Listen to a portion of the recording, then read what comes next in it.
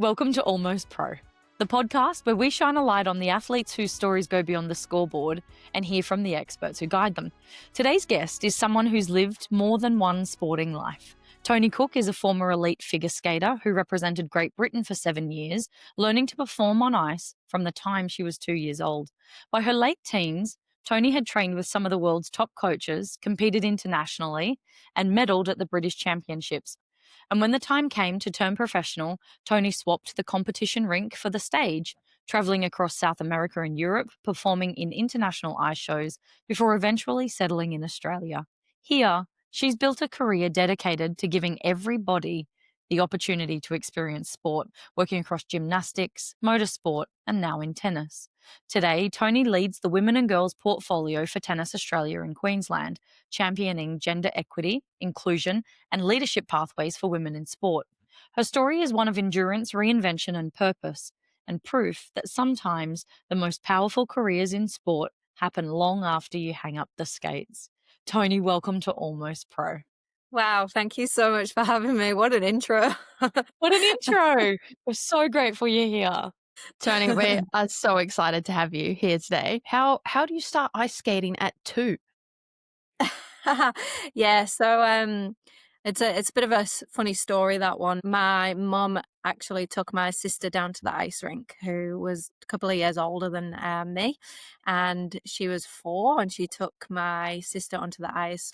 Apparently, I sat in the pram, I think it was with my grandma, crying my eyes out because I just wanted to be on the ice. So eventually she got me some little skates and took me on the ice. So cute. And they would have been Story. tiny skates. Yeah, so tiny. Funny, I took my daughter on at 3, and the skates were a little bit bigger. Yeah. But yeah, they're very small little skates. Oh, sweet. So from 2, when did you do your first competition? I can't remember my exact first competition. It would have been before I was 8 years old. It was probably a club-based competition, a spin, spiral, and jump type competition where you literally go on, you do one spin, you do one spiral, and one little jump. But I started doing competitions when I moved ice rinks, and started really taking a little bit more seriously when I was 8, traveling kind of up and down the country in the UK, to as many competitions as I could get to. I just absolutely loved it. I loved the feeling of competing. I loved the work that you put in, kind of getting to the point where you can do a competition, learning all the programs, the routines, remembering the orders, that sort of thing. I just absolutely loved it. And thankfully, I had a supportive family who understood that the best kind of training was competition training.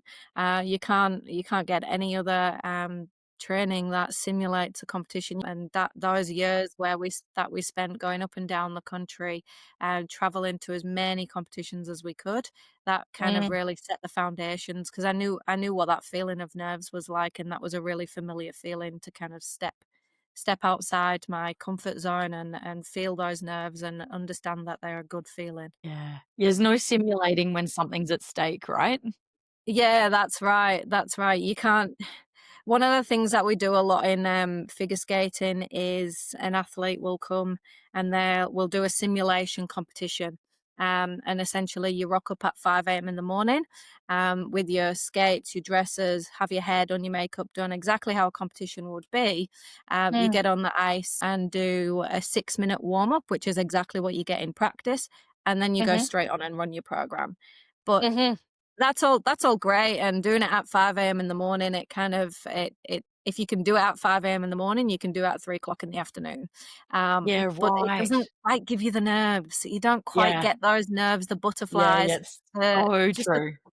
just the feeling of competition. You can't create that. You can't imagine it. Yeah. It's just I'm what happens. so I'm a football soccer kid, and for me, it's you're watching people taking a penalty shootout, and everyone always says, "How do they miss that?" Like, you train for it, and it's like, 'cause you cannot train for the nerves of the Yeah. environment and for what's at stake. Exactly right, exactly Yeah. right. There's so many Yeah. different things that change. Yeah. Even in ice skating, when you look at the environment, you think, oh, ice is ice. It's not. There's hard ice and there's soft ice, and depending on which ice rink you go Right. to, it changes the way that you jump, the way that you spin. Yeah, Oh, yeah. wow. Yeah, I didn't know Yeah. there was hard ice and soft ice. That's so interesting. I Yeah, take ice soft. changes. A lot of I'm people choosing don't soft. realize that. I really Yeah. liked hard ice. I didn't like the Okay. soft ice. Yeah. Here I was choosing soft.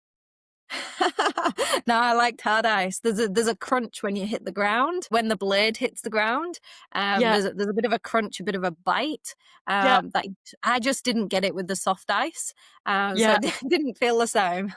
I think that's the difference. You're thinking about your blade hitting the ground. I'm thinking about my backside. Exactly. Yeah, me too. I think it feels the same either way on hard or soft It's true. ice. It It's still true. hurts. It's true. This is so interesting. So you're traveling around and competing like as your primary way of kind of like practice almost from a young age. Were competitions readily available? Like what was the culture of figure skating like in the UK? Yeah, so it's very similar to what it is in Australia, and not a lot of people realize, but there is quite a big community of figure skaters. The difference that Australia has to the UK is that in the UK we have many more towns, cities, and clubs close proximity. So it's Mm, not difficult to travel around the country from one end of the country to the other end, and it's a lot more cost effective. right. So essentially, if you looked at the calendar, you could aim to do a competition every couple of weekends. Mm. And that's what we did at one point throughout my career. From there, then through to your teenage years, how did the competition change? Did you stay city to city or did you start going international and competing internationally at this stage? Yeah, so once I'd kind of been up and down the country and done a lot of competitions, you start to build a little bit of a reputation. I started to medal, I started to podium quite regularly, and you just kind of get to know a lot of different people. Oh. And then we started to look further afield.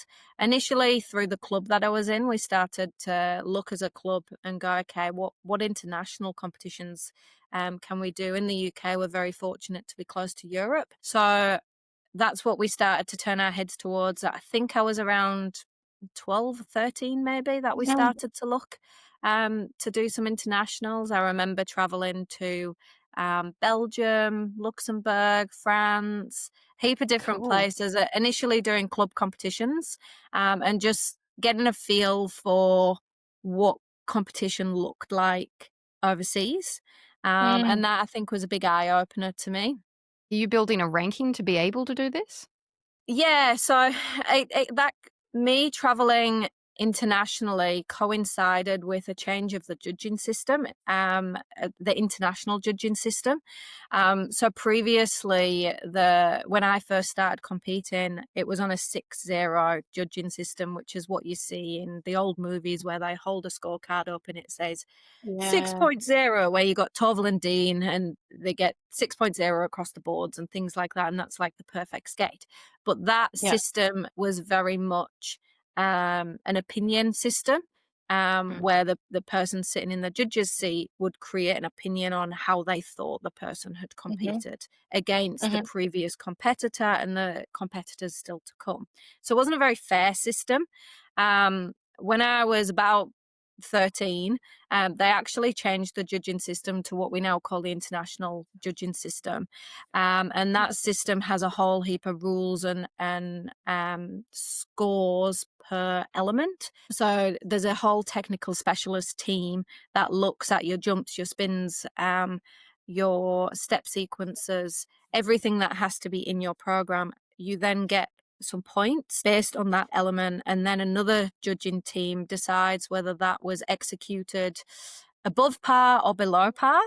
So did you wobble on the landing? If you didn't wobble on the landing, then you might get a few extra points. But if you did Mm. wobble on the landing, then they might take a few points away. Right.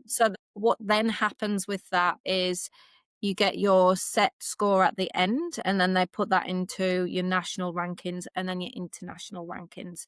So Right. when I was about 13, 14, those national rankings started to be a bit more of a thing.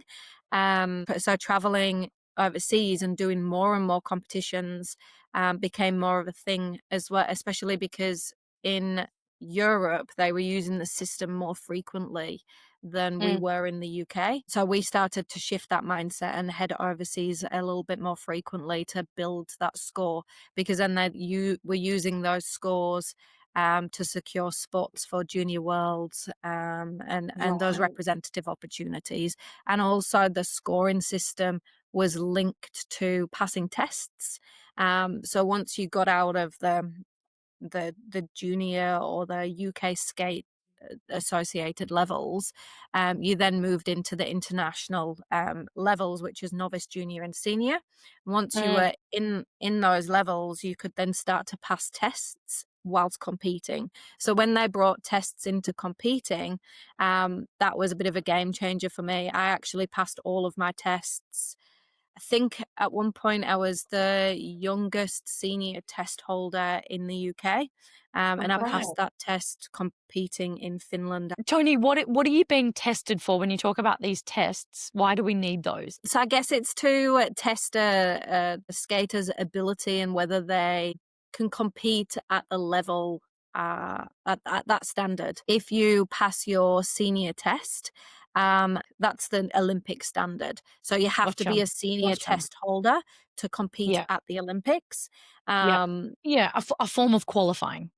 yeah, yeah, Yeah. Okay. Okay. yeah. So would you say that's one of the milestones then that you needed to be in a position to represent Great Britain? Yeah, so they use those scores to for nationals, and Yep. then from nationals they then use the results to send athletes off to international competitions. Yeah. Gotcha. Right. Okay. So when you're going to some of these international events, are you getting any other benefits by being there? Are you getting coaching in these places, or are you scouting for people who can advance your career, or you're purely there to compete? Purely there to compete. Yeah. So when I was competing, this may have changed now, but when I was competing, there was no or little to none funding support from the governing body. So it was a letter. Hey, you've been selected for X, Y, and Z international events, but you have to pay for your own travel and accommodation and things like that. Mm, I think there mm, was a couple of the bigger events, like junior Grand Prix, mhm. where my accommodation may have been paid for. Yeah. I don't think my flights ever were. And even at that time, I had to purchase my own uniform as well, my own Right. GB uniform. So Right. there wasn't much funding available. You did get some overseas training though, didn't you? Or you worked with some coaches in other parts of the world? Yeah, so I went across to a few different countries. So I Mhm. trained in Jaca in Spain with Alexei Mission, who is one of the world's greatest coaches. And I also went across to Canada and trained over there for an entire summer. That one Mhm. was a bit of a game changer for me, because I had my first junior Grand Prix call up this straight after the summer. So I was training for that junior Grand Prix whilst I was over there, and also I travelled over there on my own for the first time. So I was 16 years Right. old, in Canada, living with a family who I'd never met before, and Mhm. yeah, training for the summer. It was great fun, but it definitely added to who I am as a person. Yeah, I There bet. was Do you lots of think do you think learnings. all the travel you did has changed your mindset towards travel? Probably. I think I've Yeah. always been interested in travel, and that's Yeah. probably why I find myself in Australia. I went to Belarus, which I'm not sure you could probably find anybody who has been to Belarus. I Yep. remember being at the top of the hotel. This was my first Junior Grand Prix call up, and we were sitting at the top of the hotel, this huge sky rise, and I swear you could feel the hotel swaying. Yeah, It yeah, was yeah. swaying. That country was just an insanely different country to something that I've ever seen before, and Yep. at such a young age, I feel like that broadened my mindset on different cultures, different communities, how different people live, what they have access to. It's just different everywhere you go, isn't it? Yeah, it's so Yeah. true. At this sort of stage in your career when you're starting to experience those different types of training camps, what type of athlete were you? How would you describe yourself as an athlete? I was a very dedicated athlete. Yeah. I was very intrinsically motivated. I wanted it. It was definitely coming from me. I would get myself out of bed, go and wake mum up, get her a cup of coffee and get her to take me to the rink rather Wow. than letting her wake me up and drag me out out the door at 5 in the morning to training sessions. And then when I got to training sessions, I was the first on the ice. There's nothing quite like being the first person on the ice at 5:30, 6 o'clock in the morning. You get to do your Yeah. warm-up laps on your own. You get to feel the wind, the freezing cold wind in your hair. Yeah. And then when I was training and when I was preparing for competitions, I was probably put a lot of pressure on myself in terms of not overtraining, but just training really hard. I was Right. never the most technical athlete, and I'll hold my hands up to that. There was plenty of girls that I competed against that I have absolute admiration for that could do skills that I just couldn't master, Mhm. or couldn't master on the regular. Um, Mhm. but one of the things that I did do was I showed up to my training. When I Yeah. was there, I was 100% there. I absolutely showed up. I'd run a program and then I'd get straight back in the line to run it a second time without a break in the middle because I just Right. figured if I can do all of my skills in my sleep, then I'm going to be able to nail everything clean, as we say.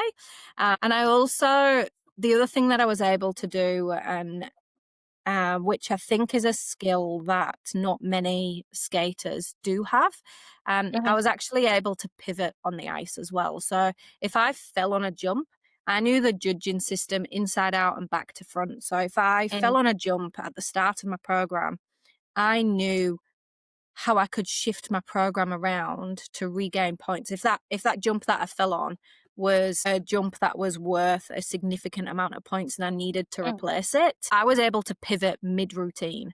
A lot of athletes would just continue in what they've trained and what they've done, Mhm. but I'd move the combination jump to another jump. So a combination jump Wow. is you'll do one jump, land, and immediately take off for a second, and then land, and then immediately take off for a third jump, Right. without any pushes or anything in the middle.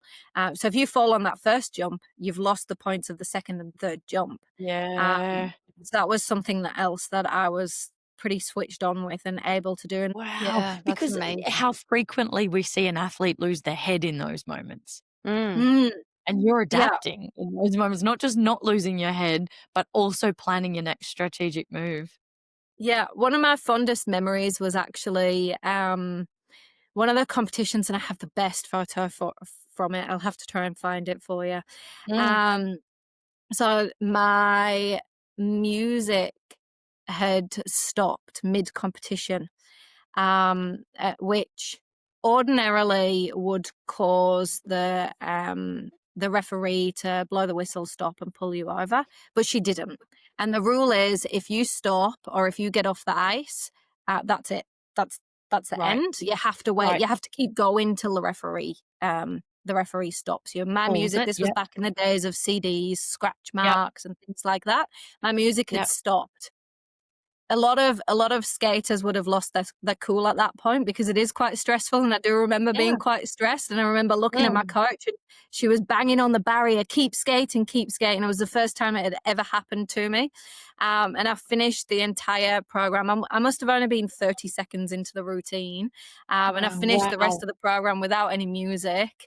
Um, I think I did. I think I did all right. I obviously lost a lot of points because they didn't have any musical interpretation or anything there, but I'm pretty Right. sure I nailed a lot of my jumps and a lot of my spins, and I got my levels and stuff.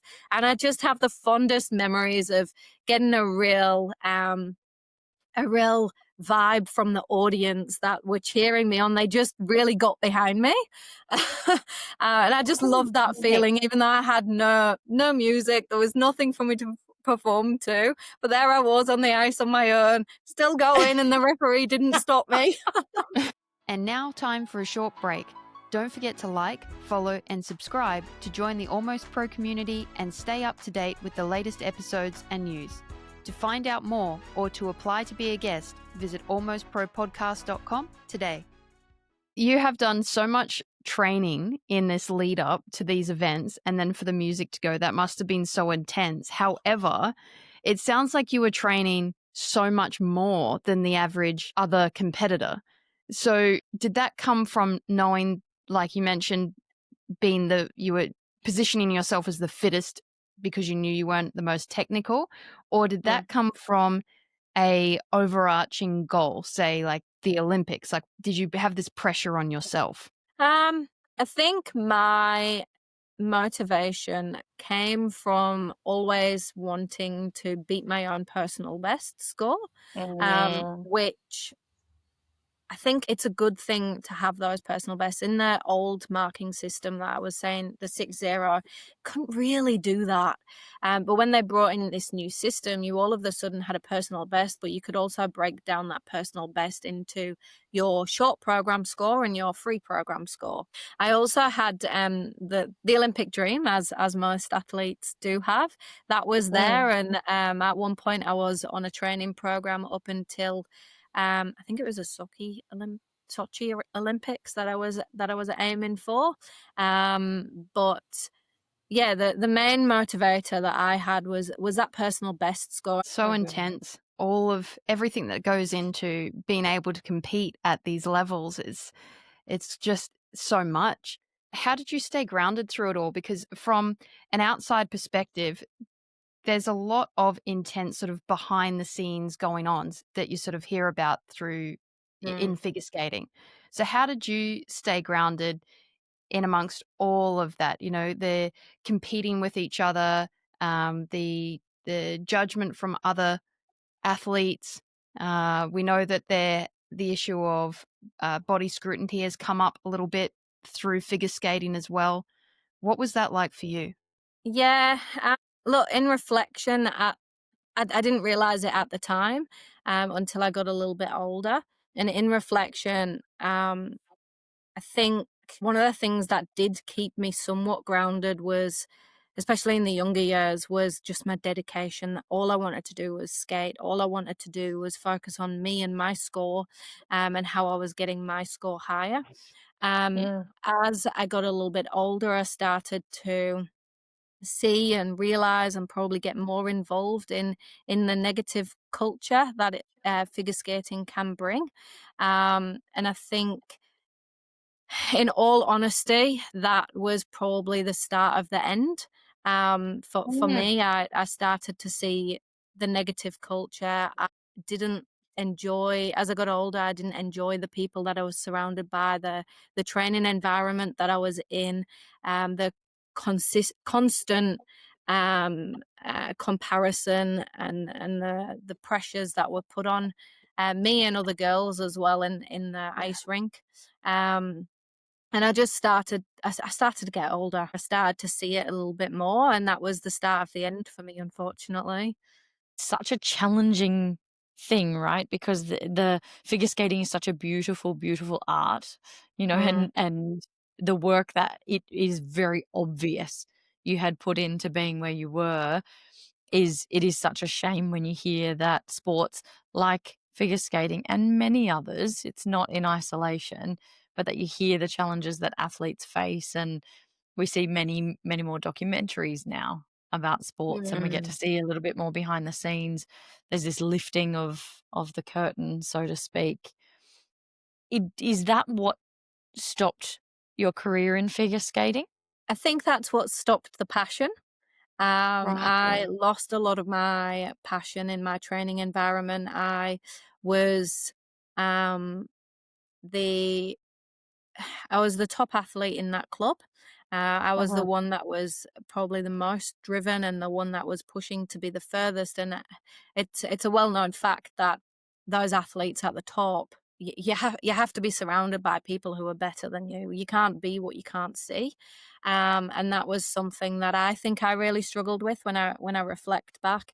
I probably got a little bit complacent in my training, and I just didn't want it enough in the end. I really didn't. Whether that came from my training environment or just growing up as a teenager, I think I was 20 at the time, 21 at the time, and I just lost interest. The training environment was a little bit toxic. I Yeah. did try and reach out and change my training environment, and go Yeah. to a different location. The same with many sports. That's often perceived as poaching and doesn't get accepted very well. Yeah. And unfortunately, my coach found out that I was seeking alternate locations to train, and look, I have some empathy towards her. She had trained me from the age of 8 years old, right the way up Mm, until I was that 2021 age. So she was like a second mother to me. Yeah. We just. I loved my coach. I loved her so much. We had such a connection. I would turn to her for advice outside of sport and anything. She was yep. there for me. We were so closely connected, but I don't think that she could accept that it was time for me to look at Yeah. other opportunities to keep my career going. And I was To really grow. fortunate that my parents had always said to me, "Look, Tony, when you're done, you're done. That we'll Yep. push you. We'll fund your training. We see what you've got and we see what you're doing and you're working hard. But when you call Mhm, it and you say you're done, that mhm. we support that." And honestly, the day that I'll never forget it. I was mid competition. I'm probably a little bit embarrassed to say that I pulled myself out of the competition, meaning I withdrew from the competition halfway through it. I think I'd skated my short program, and I still had the long program, the free program to go. Right. Um, and I withdrew myself, and I said I was done. And it was caused by chit chat, gossip in and around the ice rink that had found out I'd been talking to other coaches, other training environments. My coach and I had a deep discussion about it. And I just said, "Do you know what? I'm not doing this anymore. Why? Why am I doing this?" At Wow. that point, I was at university studying as well. And Mhm. I kind of, I I knew that I probably wasn't on the trajectory that I was previously, and that the Olympic dream probably wasn't there for me anymore. And yeah, I just think I lost it. I lost all sight, all hope, and all want to be in that environment. By 2021, Tony, you've been doing it a long time. Yeah. You know, you Yeah. can seems understandable for anyone looking at it. You know, your first skates are on at 2 and you're competing by 8. It's a Mhm. very, very long time to be in that environment, and at the level that you pushed yourself at. So that's impressive nonetheless. Thank you. I've Yeah. also been a very real person. I don't really beat around the bush. I'm pretty honest with myself. Um, Yep. and I've yeah that as soon as I knew in myself that I was done. I was Yeah. done. I was ready for the next step, and that next step was really it was exciting. So it was a good move for me. Tell us about it. So I stopped competing, and I was at university at the time, and it was in the summer that I stopped competing, and by the Christmas I'd secured my first contract. It was a short term Mhm, contract, and it was in Mexico, and mhm. it was in a professional ice show. So one Uh-huh. of the things that my parents had always said to me is if that I stick to my sport and train really hard, I will have a lot of opportunities to travel the world when I had finished Yeah. competing. And that came to Yeah. fruition when I did stop competing. Some of my fondest memories are of that Mexico show. It was a small professional show, and Mhm. it being a short-term contract, it was quick. It was a couple of months and it was done, and I was able to do it during a break at university. And then I came home, I finished my university and really focused myself at university and Mhm. pulled my grades up. That they were never bad grades, but I'd never put my heart and soul into university because university was always just something to keep my brain active and going whilst I was competing and to give Yeah. me something else to fall onto when I did finish competing. No matter how hard or how far you go in your sport, you've got to have something for afterwards, right? Correct. Uh, Correct. so I finished university, and the day that I graduated, off I flew on a professional contract for 9 months with Yeah. a huge professional ice show. It was very Brilliant. exciting for me. I was fortunate enough. I had two contracts placed in front of me from two of the biggest ice shows in the whole world, to traveling ice shows, and I chose mine based on where we were traveling to. One was to Gotcha. travel Europe, one was to travel South America and Europe, and I chose the South American one. Yeah, yeah, I love that. I love that you talk about this as the professional sort of chapter of your life. So in most sports, professional is when you're, performing at your highest in the Mm, sport. In skating, you leave competition to become professional. It's such an interesting aspect to skating that we haven't seen in other sports we've spoken to mm. so far. Yeah, Yeah, that's right. interesting. So in skating, you're not allowed to get paid for commercial performances or anything like that. That is classified as turning professional. Yeah. You can, as per the rules, turn professional once and then revoke your ability to compete. And Mhm. I've known athletes to do that. But turning professional in figure skating is getting paid for your sport. Which is the strict definition of professional, right? Is that there's a financial element to it. It's just an Mm, interesting aspect to figure yeah. skating that Mm. that is somewhat different. So you go on this professional journey, which we know that you're not doing anymore. How did you know when it was time to stop, when it was time to step away from the ice? Yeah, so my time in ice shows was probably a little bit short-lived in comparison to many. Right? There was a few reasons for that. Very quickly realized that the travel aspect wasn't meeting my needs and my wants for travel. So that was one Mm, of the reasons. But the mm, other major reason was the culture in the ice shows, and what I was being exposed to. The things that I was seeing just didn't sit with my own personal values. Things surrounding diets, drugs, alcohol consumption. Um, right. it just didn't sit well with me. I'm very health conscious. I'm very mindful of looking after myself. Yep. Um, and it was almost just a continuation of what I was being, or similar things to what I was being exposed to in the competitive world, but just elevated. This was just on Wow. steroids. This was Yeah, um, yeah. early 20-year-olds being exposed to freedom, and just not Yeah. um, it just didn't sit with my values, so I Mm. stepped away. Yeah. Mm. Did you at that point think moving to Australia would give you other opportunities? I was always open-minded to it, but Right. there isn't really any traveling ice shows that are Australia based. Yeah. Mainly, I was coming to Australia to do some backpacking, to just step away from the sport, just reset, Right. and just travel and see the country. I always had it in mind that I would like to stay in Australia. I never knew how I was going to do that, but that was always in the back of my mind, that I wanted to kind of stay. Backpacking around Australia sort of seems like it turned into an extended uh, stay, seeing as we're having a chat with you in Australia now. How did that come about? Yeah, so my the whole time that I was in ice shows, I had a boyfriend. He is now my husband. Um, He sort of said to me, "Look, I support you going off and doing your ice shows, but I'm not gonna stick around in the UK. I'm gonna go off and do some traveling. We'll stay together. We'll do the long distance thing." And so he went off to Thailand and New Zealand. And then when my contract was coming to an end, I did see the end of my contract. When that was coming to an end, I decided that I was going to go to Australia. So I booked a flight out to see him. He'd secured a farm job, doing some hmm. regional work. Because I don't know if you know about it, but it to extend your visa in Australia, you have to do 3 months regional work, and that can look like farm work, house stays, just in regional locations in Australia.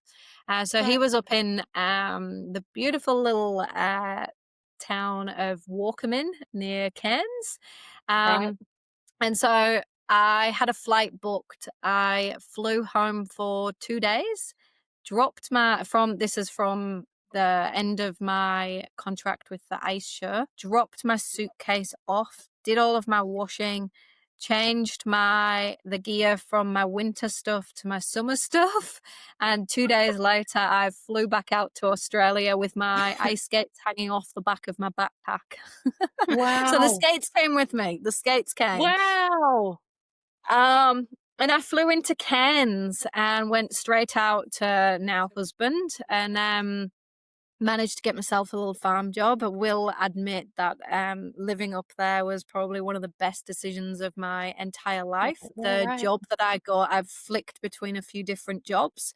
I had some tough conversations with my dad because in his eyes, I had gone from having this wonderful career in figure skating and ice shows, and I'd gone from being um, this uh, pretty figure skater that was covered in makeup all day, every day, performing on the ice, being in just the perfect shape and all of these things, to now I was driving a tractor for banana pickers.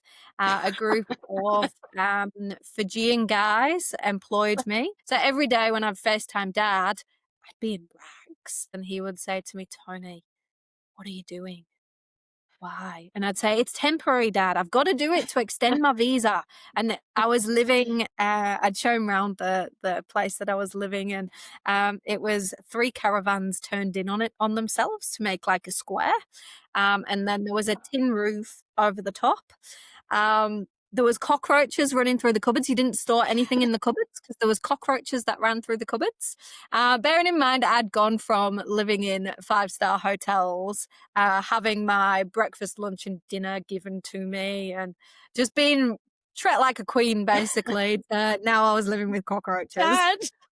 Oh my I can't gosh. believe you would turn the camera around on Dad. That's just cruel. And so Dad was saying, "What on earth are you doing?" I'd say, I'm loving it. It's great. It was the switch off that I needed. I lived with a beautiful family who I'm still friends with today. And I just saw their way of life and saw their culture. I saw how different it was to what I'd ever experienced. And Love it. it was just wonderful. There's this fast forward button, Toni, that's like you're now women and girls lead for Tennis Australia in Queensland. How? How did we Yeah. get here? And as I mentioned in your intro, you'd done stops with gymnastics and motorsport. How did we get to this point? Yeah, so after doing a bit of traveling round, settled in Brisbane a little bit because I had one person that I knew in Brisbane, Yep.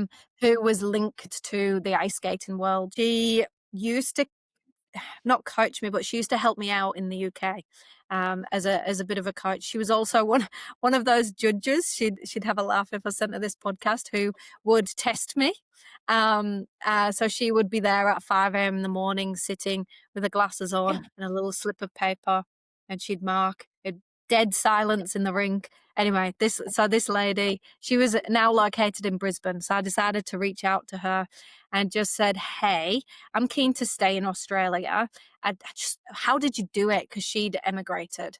And she told me Right. about this talent visa that she had gotten. So she helped me quite a lot. And Wow. so then once I got that visa, I started to look and go, okay, well, now I need a job. My husband had secured a job. And I just went, well, what do I want to do? I have a degree in sport and exercise science. I wanted to be a physio growing up, but I don't have the right qualifications for that. What do I do? Mhm. And so I was successful in securing the role as a gymnastics sports development officer. I think that was my title. Right. And I did that for a few years, and then started to look at the next thing for me. And that was a move into motorsport, which again, absolutely loved that role. And then COVID sort of hit, and I was pregnant at the time. And unfortunately, I was made redundant from motorsport. So I started to look about and go, okay, I really want to remain in sport. I thought tennis would be a short stepping stone, a short stop. He done too much in tennis. Mm. Didn't didn't have an appreciation for the sport. I really did not Mhm, have an appreciation. mhm, But having said mhm. that, I didn't have an appreciation for motorsport, and that is Yeah, an epic yeah. sport. That is Right. just an insane sport. And I've now been in tennis nearly 5 years. So it hasn't been a short stop. It's been it's been quite long-winded now. Wow. I started as the development officer looking after the metro region and then moved into my women and girls role. So I now look after gender equality across Queensland. Absolutely brilliant. Do you think there are parts of skating that still live in you today? There parts of skating will always be there. I would really like to get back into coaching. I stepped away when I had my daughter. I'm just not in that season of my life at the moment. But I Yeah. think skating will always be a part of me. It's always as Yeah. much as I was exposed to the negative side of it. I'm grateful for everything that I was exposed to because it built me to be the person that I am today. Tony, the last and probably trickiest question we've got for you is if your daughter wants to be on the ice, what does mum say? Yes. So my answer will always be yes. Yeah. She has done a little bit of ice skating before I broke my foot. She was coming along to the rink with me. She's got to drive it though. It's coming Yeah. from her. For Yeah. me, sport will be a part of her life. We have some non-negotiables in our Yep. family with Yep. sport, swimming being one of them, gymnastics for fundamental movements. Um, but figure skating, look, if she shows an interest, sure. Yeah, I'll support her the whole way Yeah. through. At the minute, she thinks mummy plays tennis all day, so she's obsessed with tennis. Also a great sport. Yeah. Yeah, 100%. Yeah, so we'll see where she ends up, but she will be her own person. Just because I was a figure skater and I competed, it doesn't mean she has to. She might even be interested in hockey. Who knows? Uh, Yeah. Yeah. I think, Tony, the work that you're doing though in your role with Tennis Australia goes a long way to making sure she can do the things that she wants to Absolutely. do when she decides which sport she wants to pursue. Yeah. You know, making the world a better and safer place for women to be in sport. Thank you for what you've shared with us today, for inviting us through a little window of your time as a figure skater and the stories behind figure skating, teaching us a little bit about the sport, and sharing what has been yours to hold up until this point. So thank you, Tony. Thank you so much for having me. But guess what? You don't get to leave because no one gets to leave without playing a game of this or that. And it is your turn, Toni Cooke. The way the game goes, I'm going to rapid fire some questions and you're going to give me the answer that first comes to mind. You don't need to overthink it. You don't even need to explain it. You just need to hit me with your answer. You ready? Think I'm more nervous for this now. Oh my gosh, let's Good. go. Good. We're learning that that's the case actually with our guests. So here goes.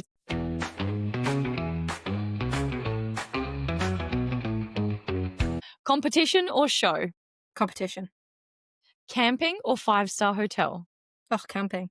Ice rink or Aussie summer heat? Ooh. I actually think I'll take the ice rink in the Aussie heat. Oh yeah, clever. That's a Clever, good well mix. played. I'll have one of each, please. There's a beauty of working in the middle of Brisbane in the heat of summer in the ice rink, getting Yep. freezing, and then Yep. stepping out. Oh my gosh, the heat The just contrast. hits you. It's something that The you don't get contrast. in the UK because you don't get the heat. You Might Yeah, have yeah, just yeah. enticed all of Brisbane to go to an ice rink just to get that experience, given the heat So that's true. normally there. Participation just went up. Yep, yep. Routine or spontaneity?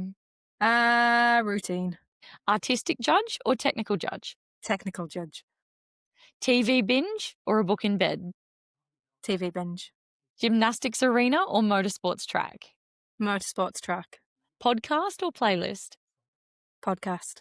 Solo performance or team environment? Solo performance.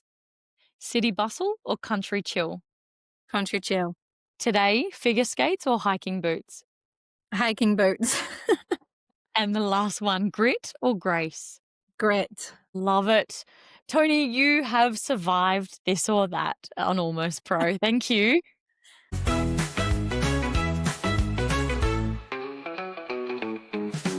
Today, we've been joined by Toni Cooke, a woman whose story reminds us that sport doesn't end when you leave the arena.